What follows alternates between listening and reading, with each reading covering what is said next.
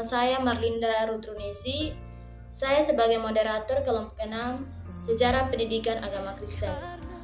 Tujuan kami membuat video ini untuk membantu kami memenuhi tugas sejarah pendidikan agama Kristen, di mana kami akan menjelaskan tentang salah satu tokoh sejarah pendidikan agama Kristen yang teori dan pemikirannya masih ada sampai saat ini dan memberi motivasi, semangat, dan inspirasi bagi kami pelajar pendidikan agama Kristen masa kini.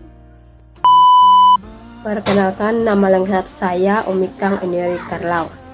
Saya akan menjelaskan tentang biodata dari tokoh yang bernama Ignatius.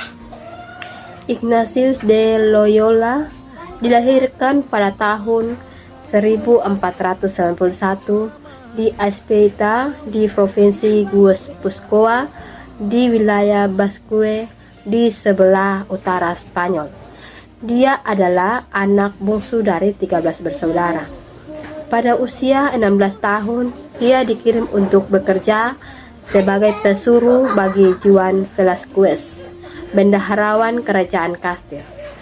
Sebagai anggota rumah tangga Velázquez, dia sering kali tampil di balai sidang dan mengembangkan cita rasa terhadap segala hal, terutama mengenai urusan perempuan. Saya Endang Vina, saya akan melanjutkan materi kedua tentang pertobatan Ignatius.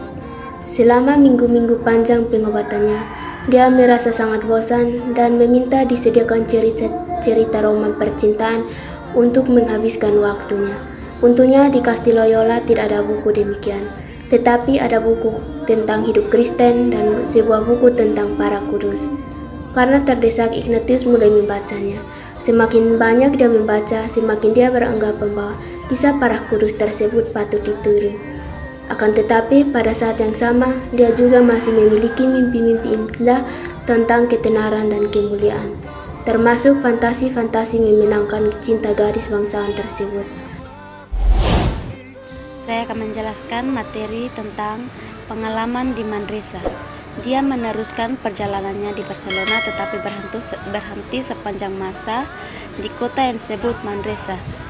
Dia tinggal di sebuah goa di luar kota dan bermaksud untuk tinggal hanya beberapa hari, tetapi ternyata dia tinggal selama 10 bulan. Dia menghabiskan berjam-jam setiap harinya dan berdoa dan juga bekerja di suatu balai perawatan. Di sanalah ide-ide yang sekarang dikenal sebagai latihan rohani mulai terbentuk. Dan juga pinggiran lekuk sungai inilah ia mendapatkan penglihatan yang dianggap sebagai yang paling menonjol selama hidupnya. Penglihatan itu lebih merupakan suatu pencerahan yang mana dia nantinya mengatakan bahwa dia belajar lebih banyak dalam suatu kesempatan itu daripada seumur hidupnya. Shalom, perkenalkan nama saya Dedi C. Saya akan menjelaskan materi tentang kembali ke sekolah. Pada saat ini dia telah berusia 33 tahun dan memutuskan untuk masuk seminar. Akan tetapi dia telah melalaikan belajar bahasa Latin, suatu syarat penting untuk belajar di universitas pada masa itu, sehingga dia kembali ke sekolah untuk belajar tata bahasa Latin bersama-sama dengan anak kecil di suatu sekolah di Barcelona.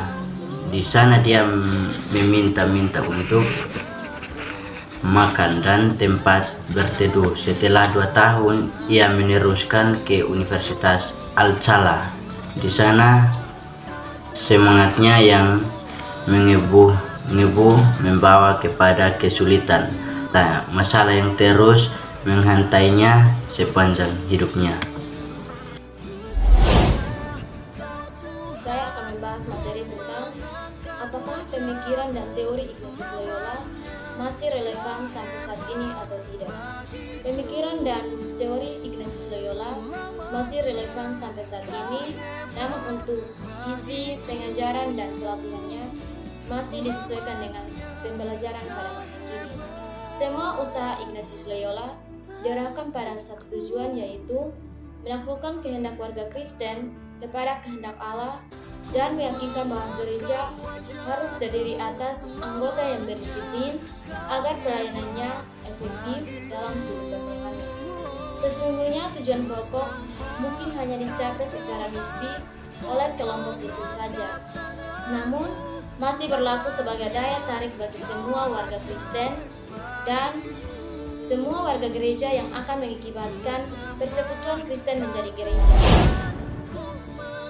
Demikian pembahasan kami tentang salah satu tokoh sejarah pendidikan agama Kristen, yaitu Ignatius Loyola, yang pemikiran dan teorinya memberikan motivasi, semangat, dan inspirasi bagi kami, kaum pelajar pendidikan agama Kristen. Dan harapan kami dalam video ini adalah menjadi salah satu contoh wadah pendidikan dan pembelajaran bagi kaum pembelajaran pada masa kini dan generasi-generasi yang akan datang. Terima kasih banyak. Shalom, Tuhan Yesus memberkati.